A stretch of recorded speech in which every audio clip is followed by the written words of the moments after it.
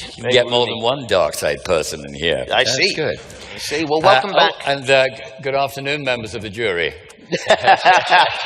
Can I object to that one? Yes. Don't approach him. Don't approach him. There's something not quite right there. So keep an eye on him. If he sneaks up on me, can you let me know? I will. Okay. Thank you.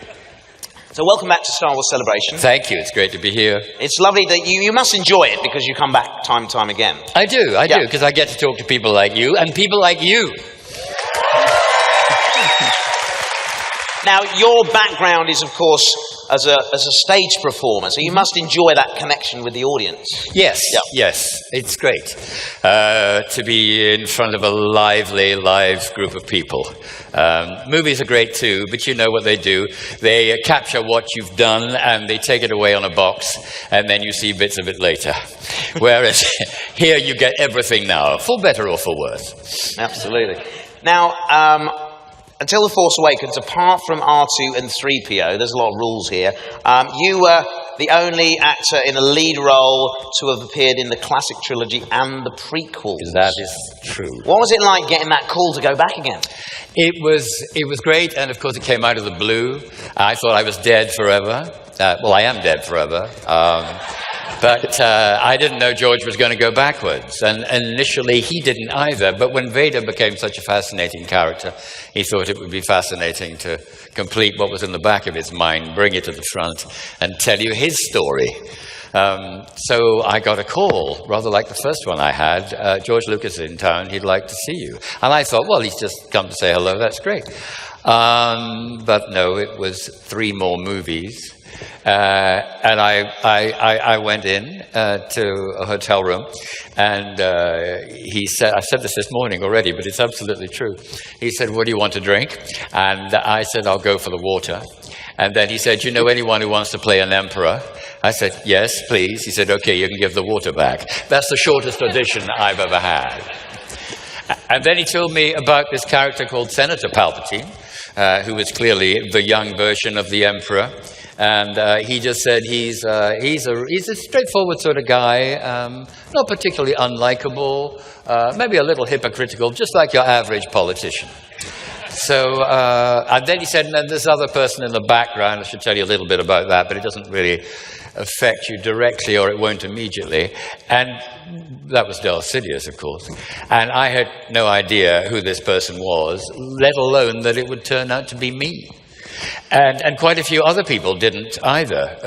And one of them was Liam Neeson, who at the premiere in London, he said, you didn't tell me it was you, you bastard. I said, Liam, I scarcely knew myself. However, I was delighted that it was me to be able to play, you know, the inside horrible person and the outside apparently reasonable man. Now, of course, this year marks the 40th anniversary of Star Wars. Sure does. I mean, what do you think is the secret to its longevity and the success? Well, everybody says this, and it's true. I think George would say this too. It's the story. It's always a story that gets you. It's got to be a story that everyone can relate to. You've got to have principal characters that you can identify with, or not, in the case of me.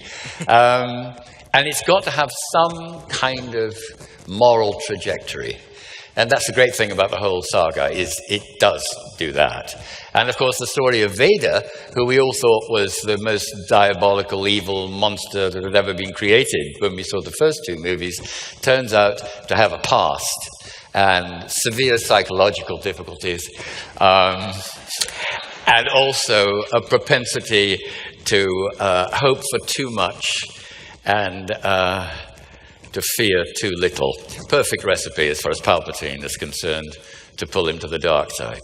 Yeah, so a character easily led by you, really. You see. Yeah, I suppose so. So you have good and evil in balance, but always shifting, particularly in the case, and Hayden, who's around, as you know, today, played it so wonderfully. He got the balance of this guy who was tortured, really. He wanted power, but he also wanted to save Padme, and he took the wrong turning. Now, you've mentioned storytelling there, of course, and the characters being so important. Tell us about the character Palpatine? Yes, he's a bit of a mystery. And again this morning, you asked me, what did George say to you about the part? The truthful answer was absolutely nothing, really. I got the script and I saw the costume. And I took it from there. But in a sense, there was nothing to say, or so I thought, until we got to Revenge of the Sith and the scene between Hayden and me, where you see that Palpatine had a bit of a backstory and that he was once an apprentice to another Darth.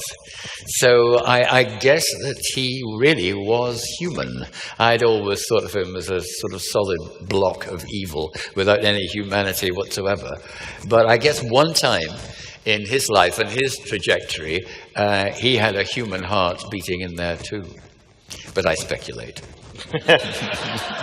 So where did you draw your inspiration from for this character? Well, it was interesting. The minute when you're told you're going to be the Emperor of the Universe, for a start, you don't sit like this. You have to sort of sit like that. And I saw the chair. Oh, that's good.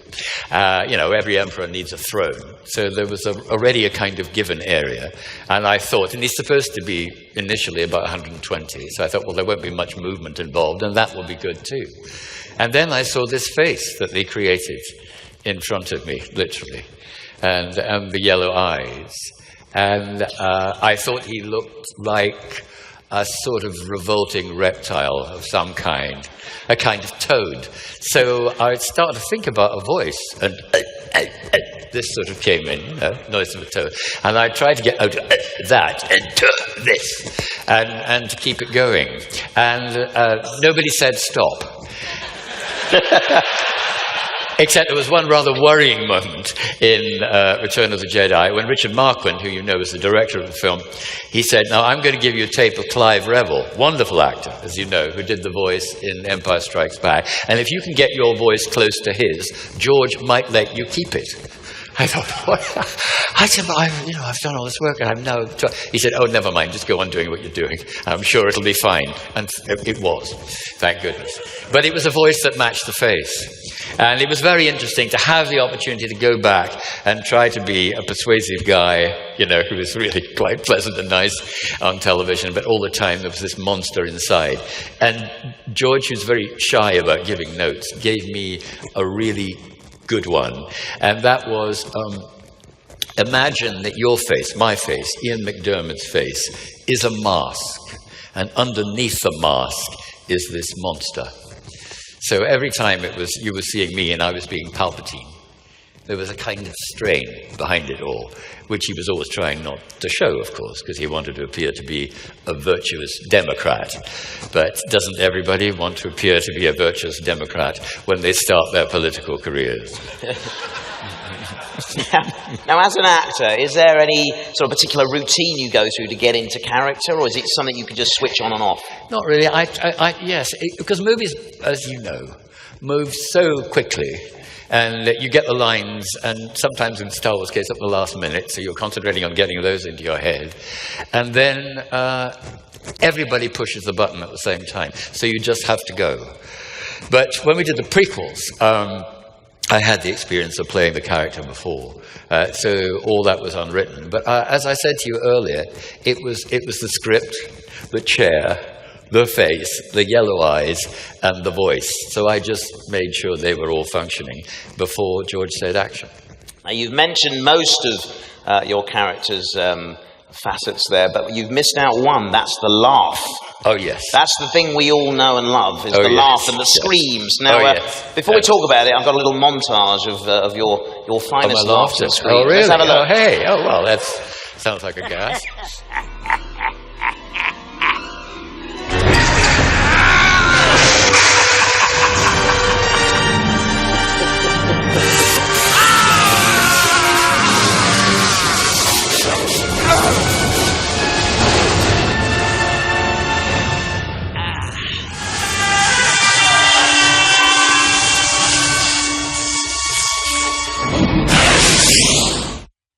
The last one was the best. Yeah. So along with the brilliant dialogue and all of the quiet stuff. There's a lot of screaming and the laugh. I mean, where did that come from? Because it is so iconic. There was a lot of laughing. You have different ones, don't you? There's the I did. chuckle. Yeah, but I think I did a day of laughter, actually. I think it was like a laugh in. George should just laugh a bit, do some more laughs. So they recorded practically everything and published them on later. But because the voice had sort of come from somewhere down there, apart from the burp, I knew that it sort of had to start there, wherever it finished. And I'd seen a terrific Japanese actor produce his voice from more or less his stomach. And I thought that's an amazing thing to do, because as you know, voices from the chest and the head and the mouth, obviously, and indeed the throat. So I used to sort of, now I am sort of slightly contradicting myself. My preparation was just to sort of go like that to begin with, and just let whatever came out come out. And sometimes it was really terrible. And looking when I was changing into the creature, unlimited power, George kept saying, you could go further. I said, no, I honestly can't. And I think I shouldn't have gone that far in the first place. But he said, no, go further. And so what just reminded me there, see, I'm doing it now, just laughing at it. There was one point where I actually got hysterical, because I thought, I can't do any more than this, and you can't be serious that you're going to use this. Please, God, because I'd like to work again. However, he did, and here I am. Oh, that's brilliant. But, that's brilliant. I can do a few. Do you want to? Yeah, you're trying to make. We would love one. Wouldn't we like a laugh now? Well, yeah. Oh, yeah. Okay.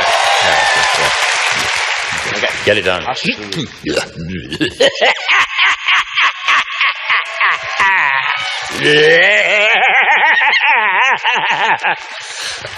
Right. Thank you very much. Incredible. And at this point, Mr. McDiarmid left the stage with a heart attack. What I noticed when you do that, your whole demeanour changes and everything. There's a physical transformation. Yes, it does come from there. It's wonderful. It's wonderful. Now, something Star Wars does very well, of course, and has done for many years, and something we all love as fans, is merchandising. Oh, yes. Yes, and I've heard of that. There are many times you have been created in plastic, so we're going to have a look at a few right now. Let's take a look.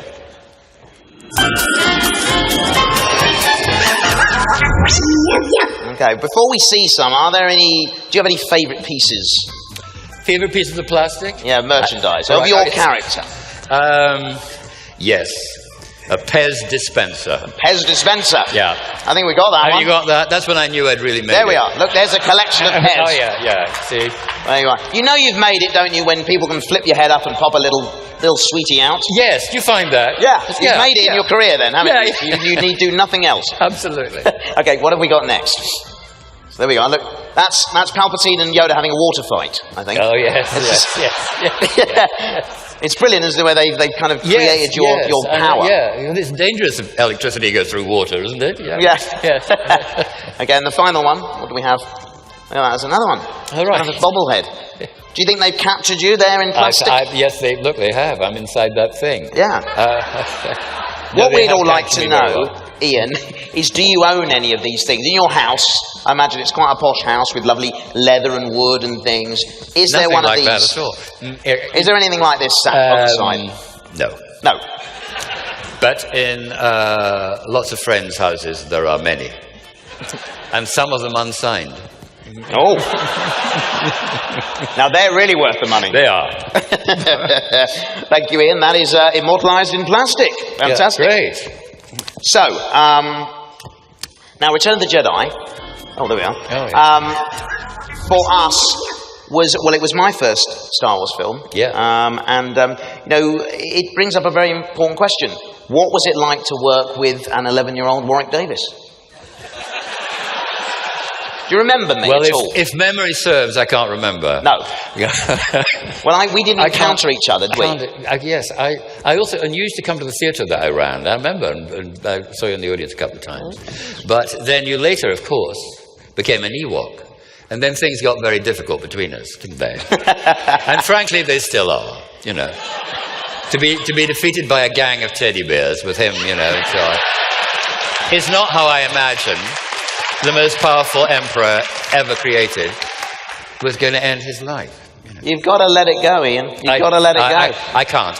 There's some things you just can't, and I'm not going to. You see, you Empire lot, you got so cocky, didn't you, with your technology? You didn't realise a few rocks and some twigs would sort you out. Yeah. And that's what I didn't mind the rocks and twigs. It was the furry teddy bears I couldn't bear. Yeah, but they were the ones throwing the rocks and logs. I know twigs. they were. I know. Yeah. Couldn't they have been somebody else? I mean, you threw your rock brilliantly, so I mustn't be personal about it.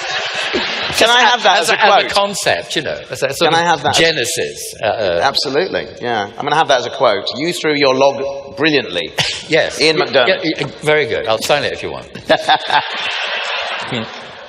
Now, when we first saw your character, right, he was an old man. He was. Then in the prequels, he was younger. Yeah. Again, it's sort of a bit like a sci-fi version of Benjamin Button. Yes. Right? It is. Now, as an actor, was it useful for you to be able to see the future kind of thing when you were playing him in the prequels? Was that kind of... Yeah, well, I suppose it was indelibly etched on my memory, having done Return of the Jedi first, yes. But again, because, you know, George doesn't impart information, you know, willingly, reasonably too, you know, because we don't want to know, we don't want to give it away, because we want to entertain you. But, yes, there was always the notion that one day, one film, he would sort of explode into the creature that he always was.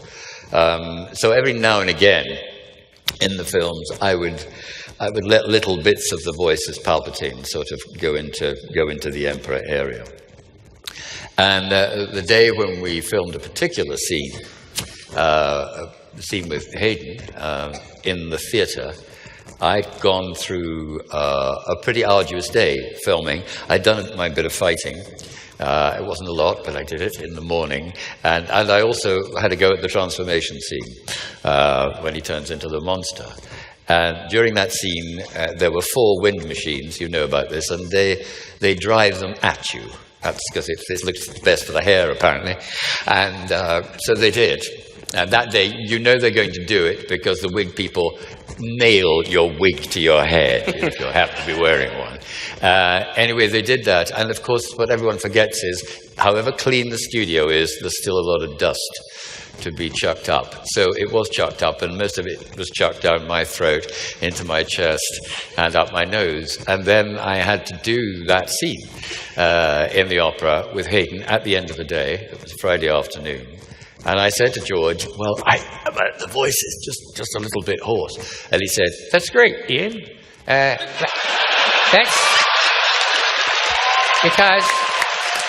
because he's in transition. So I put my ailment to good use, I hope. Now, that scene you talk about there at the opera, or I like to think they're watching a weird version of Cirque du Soleil, actually. But, oh, yes, the performance. Yes. Not a very good argument for subsidized theatre, I thought. You know. I don't think national endowments for the arts should ever be cut or interfered with. But after having seen that performance, I could perhaps sympathise. It was one of your favourite scenes, though, wasn't it? It was. Oh, no, I love the scene. George originally had that scene in yet another enormous office. Every time he got more powerful and got more tempting of Anakin, he got a bigger office. And they weren't CGI, they were real. I'd walk into the studio and go, oh my God, you know, where are you? And but then George said, I think we've had enough of offices, let's go to the theatre. So on this Friday that I talked about, we had 2 chairs, just like this, either side, Anakin's chair and my chair, and green screen, obviously, everything was going to be added later. And I had learnt it. We didn't have time to rehearse. It was the end of Friday.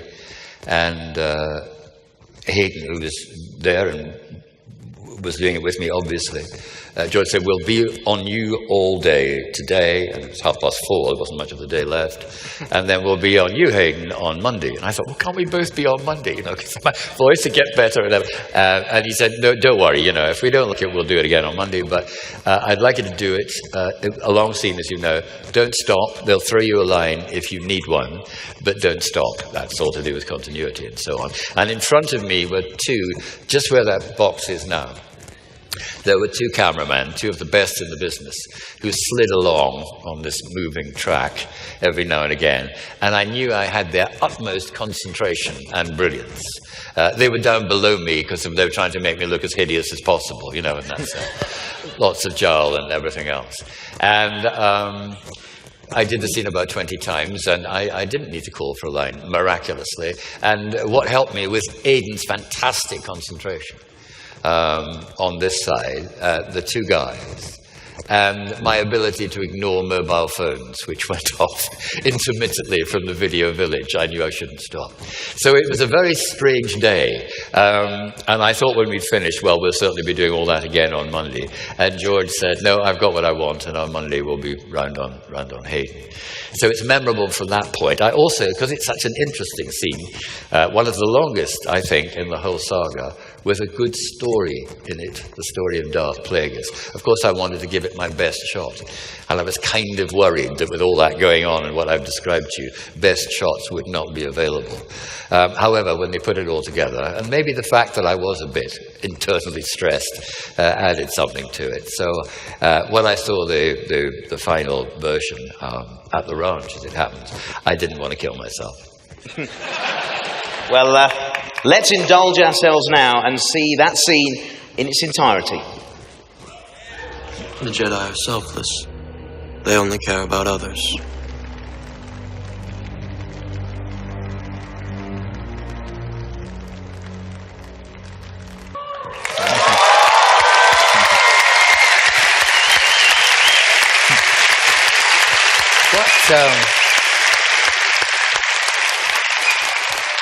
What George has wonderfully allowed in the editing too is lots of pauses, and the fact that you're in a theatre, it doesn't seem a little odd, because then you can go and pretend to look at what's going on the stage while the poison trickles into the ear of Anakin, who's sitting beside me. And in the film, all of the films which are fast, deliberately fast, and I'm completely in favor of fast in the movies, there's suddenly this sort of little island of evil. And listening to it there, I would be quite wrong if I claimed this, but it appears to start on a gulp. I sort of do a little bit of that, which wasn't intentional, but now having talked to you this afternoon, I'm about to claim that this was me feeding in the real emperor and how he was going to speak later. But it wasn't. I was trying to get whatever it was in my throat out of it. Now, you talked about remembering the lines for that scene, it being a particularly long scene, and I don't know whether it's true of you, but as an actor, you know, you learn them, but soon after you've said them, you've forgotten them again. Is that true? Absolutely, yes. Yeah, but you see, that's not true of Star Wars fans.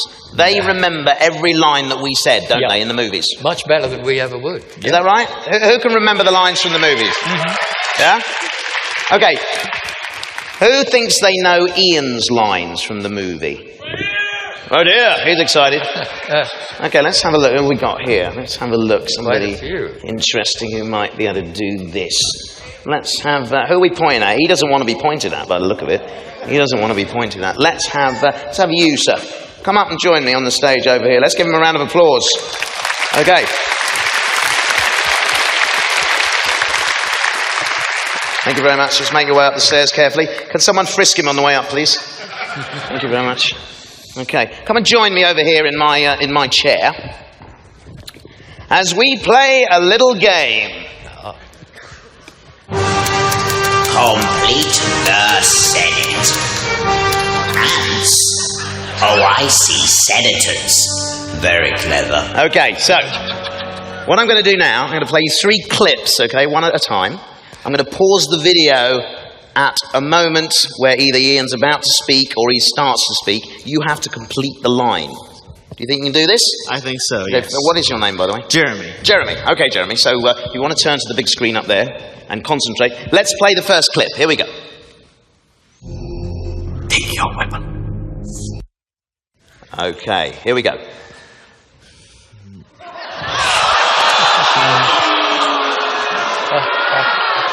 It's not a hard one, this. Take your weapon. Yeah. Take your weapon. I am unarmed. Strike me down. Keep going. What do you reckon? Is he right? Okay. Let's take a look and find out. Take your weapon. Strike me down with all of your hatred, and your journey towards the dark side will be complete.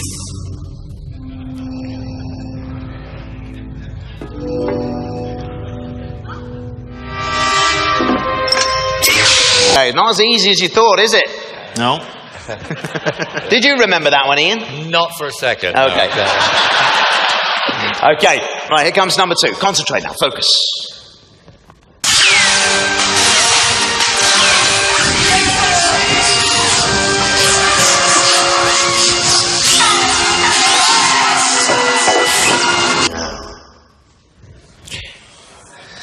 Now, young Skywalker, you will die. Okay, that's pretty good. What did you think of that performance, I Ian? thought it was very good, very Pretty good, measured, very evil. I'm a little worried about you. Big fan, big fan. Oh, thanks. I give you top marks for that. Okay, well, let's take a look. Young Skywalker,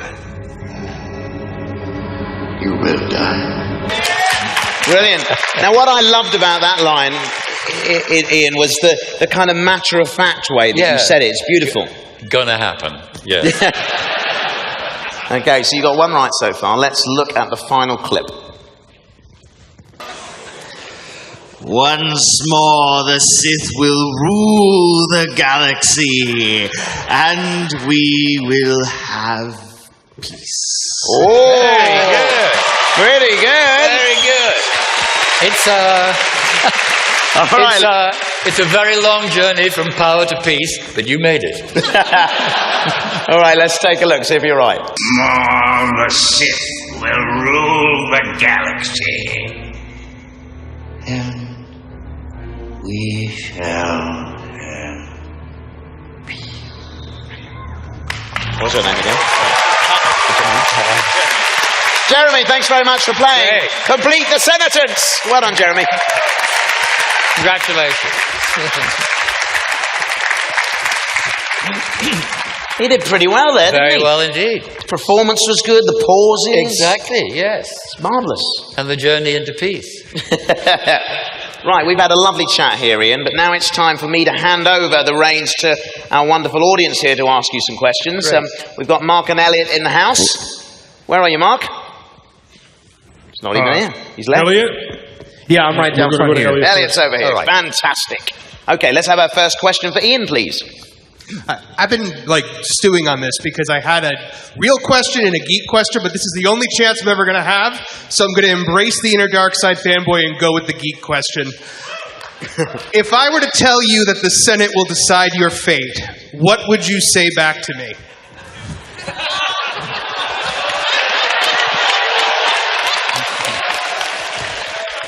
I would say, next question.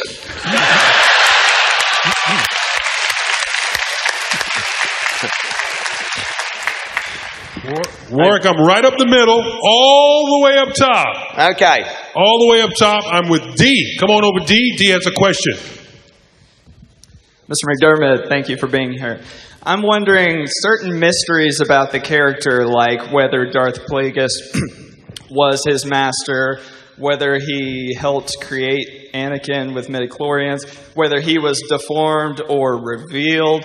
Some of those mysteries, how much of that was told to you by George Lucas, and how much were you allowed to decide those things for yourself? Once again, George told me nothing. But he didn't stop me when I acted them. We didn't discuss any of it. What I liked about the writing in that scene, we all make the jokes about George's writing, and Harrison repeated his famous one this morning. And George has never pretended to be a great writer. But in that scene, actually, he was a pretty damn good one. And what the things you've just referred to are sort of presented to the audience as questions, not as answers. So I tried, in as far as possible, to leave it ambiguous. But yes, what he's hinting at, Palpatine, is that this is how Anakin might have been created all those times, long time ago. That it was a kind of fiendish plot, a kind of like Jesus in reverse, almost.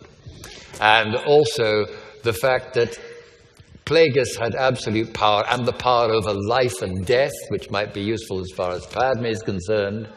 But the other thing he had, which is probably the most interesting thing of all, he had no power over his own death. And Palpatine might have been implying that he killed him, and that gave him a sense of satisfaction. But also the cycle had to go on, as you know. There can only be two at any one time. And also, while he's presenting the case to Anakin in terms of hope and fear, it's a fantastic piece of temptation and seduction. But if you really analyze it too, he's also predicting Anakin's death, and maybe without realizing it, his own. So that's why I like the scene so much. So rich, like Shakespeare. All right, I'm down front here with Chris. So one of the things I really like is I really love your character in the expanded universe. And I was wondering, have you ever looked at the stories that people have written about you in the expanded universe? Yeah, I've looked at some of them, into them. I purposely didn't look at any of the associated writing when I was playing the character, because it wouldn't have been right if they'd influenced me. I just had to concentrate on the script that George had written. But I'm interested in the fact that, as I said, I thought he was just an evil monster, you know, no more to be said, like the devil. But even the devil has a backstory. So, and with the notion of Plagueis, that opened up the idea that there might be a backstory. So maybe somebody much younger than me will play it. It would be interesting. Okay, Mark, are you there? Way up top, to the right, way up top, to the right, I'm with John. Ian, my wife is your biggest fan in the universe. And for years, we've had an argument about whether or not you threw the fight with Mace Windu, or did he beat you?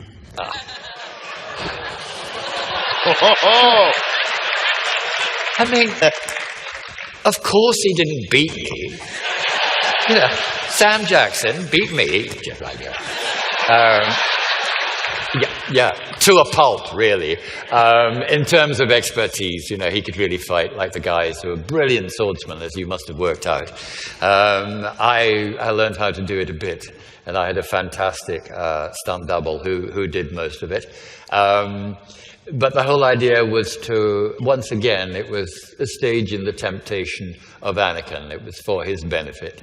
And, of course, Windu was going to have to die. He probably would have wanted to kill him earlier, Palpatine. He knew what was going on, and he'd been publicly defied.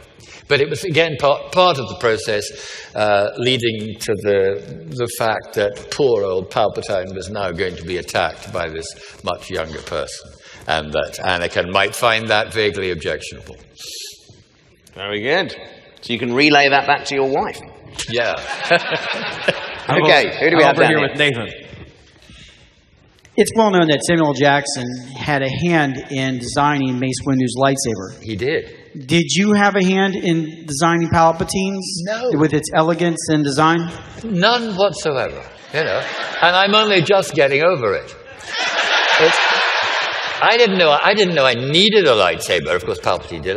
So when they said there'd be a bit of fighting, I thought, oh great, I'll do a lot of that, and people will collapse. But, that's my idea of a good fight. But shockingly, when I went to see what? What? You made a joke without realising. They're so sharp. You said shockingly. Oh, God. Yeah. Well, that's the first time I've ever made a joke without realizing it. Thank you. Okay, shockingly. I'll play that for all it's worth. Yeah, just like that, yes. Yeah. I forgot what I was talking about now. Oh, yes. I thought that was where all my power was contained and nobody else had it. And then when I went to Attack of the Clones and saw my good friend Christopher Lee doing it too, I thought, this is unforgivable. Where did he get it from? But, all the Darths have it a bit, apparently, so they say. And then to realize that I would have to put up a passable display of fighting in the final film up till then, Revenge of the Sith, was of course exciting. And Nick Gillard, who's brilliant with everybody, and the fight director, as you know, was brilliant with me. And fortunately, I didn't have to do enough that was complicated. I had to do enough for the mid-shots and the close-ups. And then technical and physical brilliance of the stuntman took over. Fabulous, fabulous. Now, I'm going to take a question from our best seats now. Who's got a question for Ian over here? If you have, raise your hand. Look at them. Nothing to say. You have. Definitely. Come over here. The foreman has. Take my hot seat here. There we go. Okay, there's your microphone. Go ahead. Ian, are there any of your past stage characters? You've done a lot of stage acting. Is there a lot of characters from that you sort of cross over with your influence for Palpatine, or vice versa afterwards? Yeah, very good question. Well, it's interesting. When you play a particular kind of part, you want the next part to be as far away from it as possible. And if it's serious, you want it to be comic, etc., etc. Because we just like to keep moving, keep living as actors. But I played a lot of villains, I suppose, up till then, different shape or form. The one closest to Palpatine would have been, not surprisingly, Satan. Very close indeed, actually. That's true. Yeah. But he had a tragic fall, so he had a very good story. And that was on the radio. Again, most wonderful language. A great poem by John Milton, Paradise Lost, which is best read aloud. It's quite heavy going to begin with, but once you start, it sort of takes you over. So, yeah, that was an influence. Good question. Thank you very much. Thank you very much. Right, so it's back into the house now for our last question for Ian. I've got 10-year-old Nathan over here to your right in the mezzanine area, Warwick. Mezzanine. Ooh, the mezzanine. When did your acting career start? When did it start? I think when I came out of the womb, really. Yes, I was, no, I won't go on with that line of thought. It started really when I was at school. And it was primary 7, I was 10 years old. And I'd never done any acting before, and there wasn't much acting going on at our school. But the end of term was going to be a mime of Waltzing Matilda, the great Australian song. It's almost their national anthem. And the story of Waltzing Matilda I will not bore you with, but it involves a tramp and a billabong, which is a well, and a sheep. And this tramp really passes by the billabong, tries to imprison the sheep, as far as I remember, anyway, and dives in the billabong, and, that's the end of him. Rather like the end of the Emperor in Star Wars. He goes down this chute. There you are, another influence, you see, yeah. And I was only 10. However, the teacher said, is there anybody who wants to try for this part? And I was a shy kid. I still am, surprisingly enough, quite shy. But I was very shy then. But I found that this hand went up like that, involuntarily. And I thought, did I do that? So she said, yes, all right, McDiarmid, come out here. And I did it. And then I watched the other people do it, who weren't going to go on to have careers as actor. And I thought, well, that's nonsense. What do you think you're doing? Anyway, I got the part. And that's how it all started. And I found that I had, must have been the midi-chlorians, I found I had something inside me that wanted to do that thing, wanted to act. And I guess it will never leave me. Absolutely. We're glad it didn't. Yeah.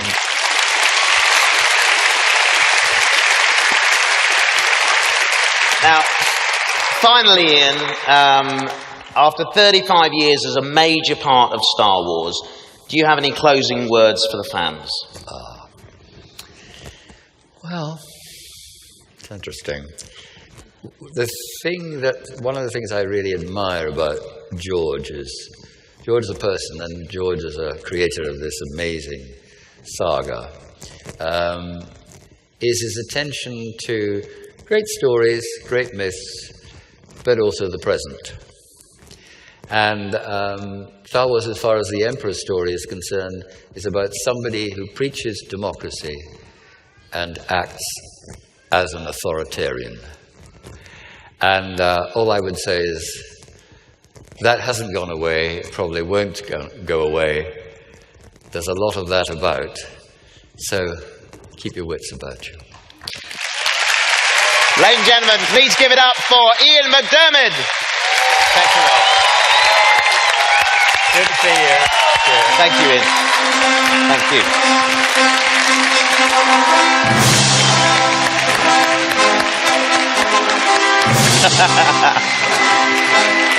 Thank you very much for being here. Of course, in just an hour on this very stage, we have the wonderful Mr. Ray Park. So please do come and check that show out. In the meantime, I wish you a fantastic time here at Celebration. And of course, may the Force be with you always. Goodbye.